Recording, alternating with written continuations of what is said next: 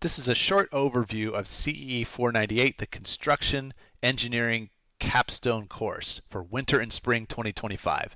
And for this capstone course, we're going to do everything associated with a fish passage construction project.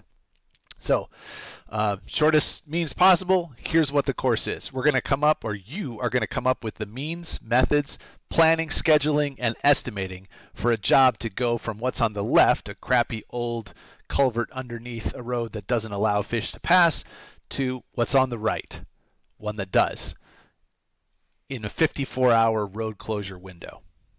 That's the project. Turn from the left, make it on the right.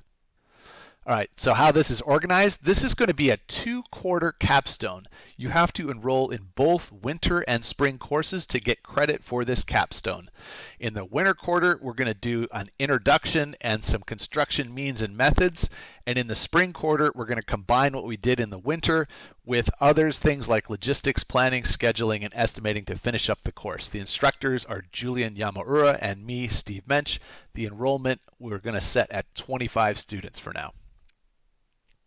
What is a fish passage project? Well, it turns out state highways cross a lot of streams and rivers in thousands of places in Washington state, and that can impede fish migration. So since 1991, WashDOT has maintained a fish passage program to upgrade these crossings. And in 2013, a permanent injunction was put in place that required the state to really significantly increase their effort and be done by 2030. So right now, there are nearly 400 fish passage projects to be done by 2030. That makes this a very common project for the state DOT. So here's how the course breaks down in a little more detail. In the winter, we're going to do a 2-credit course. It meets once per week for 2 hours.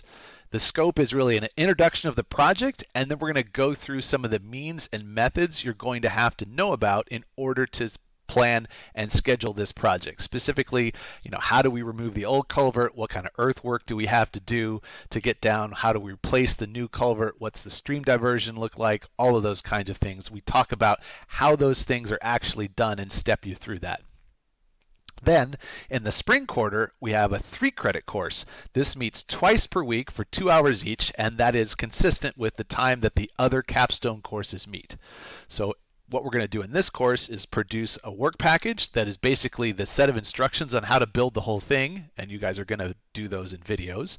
And then we're going to schedule and estimate the project, and along the way we'll use some professional software including MS Project, RS Means, and B2W, which is a professional piece of estimating software. Now, what do you have to have in place to take this course? We say you must have taken all of these, 307, 317, and 337. So construction engineering, geosurveying, and construction materials. Those are all part of the junior curriculum here at the University of Washington, civil and environmental engineering, plus one or more of these 400-level courses. And you can read those courses there, basically pavement design for project roads, 3 of Julian's courses, temp structures, estimating, scheduling, and then my sustainable construction course. And this is basically to give folks some piece or some skill that they can apply in this course, and we think these courses have those things. If you haven't had one of those plus one or more of these courses, come talk to Julian or myself. We might be able to make something work. But that's what you have to have taken.